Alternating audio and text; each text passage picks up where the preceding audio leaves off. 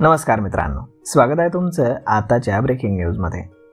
मित्रांनो, पुण्याला महाराष्ट्राची सांस्कृतिक राजधानी, IT हब, शिक्षणाचं माहेरघर म्हणून ओळख प्राप्त आहे।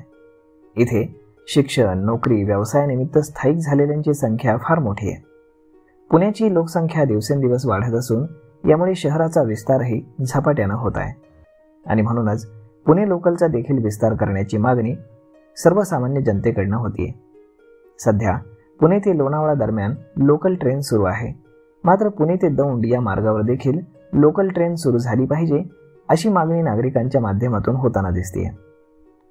तर मंडळी, सध्या पुणे दौंड पुणे या मार्गावरती डेमो ट्रेन चालवल्या जात आहेत, मात्र या गाड्या फारच जुन्या आहेत। सध्या त्या तांत्रिक बिघाड झाल्याच्या कारणावरून वारंवार बंद पडतात। त्यामुळे पुणे रेल्वे विभागानं 2 मेनलाईन इलेक्ट्रिकल मल्टिपल युनिट मेमूची मागणी रेल्वे बोर्डाकडे केली आहे, परंतु या मार्गावरती थेट लोकलची मागणी आता करण्यात आली आहे। पुणे ग्रामीण रेल्वे प्रवासी ग्रुपनं डेमो किंवा मेमो ऐवजी पुणे दौंड उपनगर घोषित करून या मार्गावरती लोकल सुरू करण्यात यावी अशी मागणी केली।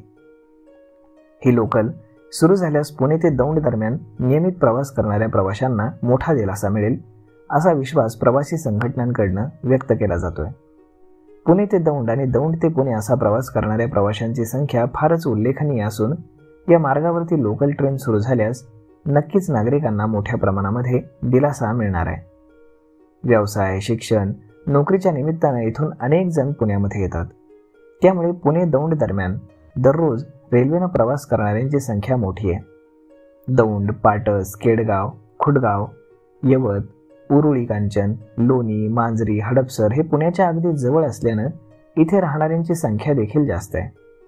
त्यामुळे हडपसर येथील IT पार्क, हॉस्पिटल, इंडस्ट्रियल विभाग, मांजरी येथील सिरम कंपनी, कॉलेज, लोणी येथील MIT विद्यापीठ, उरुळी कांचन येथील प्रयागधाम, यवतमधील गूळ उत्पादक कारखाने, कुरकुंभ MIDC, तर मग इथे कामाला येणाऱ्यांची संख्या खूप जास्त आहे। म्हणून या मार्गावरती लोकल ट्रेन सुरू झाली तर पुण्याच्या वाहतूक व्यवस्थेला एक मोठा सकारात्मक बदल पाहायला मिळू शकणार आहे।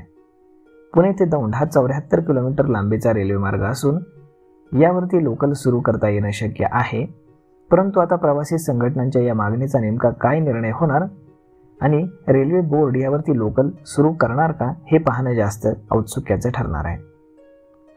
तर मग मित्रांनो, हा व्हिडिओ, ही बातमी तुम्हाला कशी वाटली हे तुम्ही आम्हाला कमेंट करून नक्कीच सांगा आणि जर आवडली असेल तर आपल्या जवळच्या मित्रमंडळींसोबत देखील हा व्हिडिओ तुम्ही शेअर करायला विसरू नका।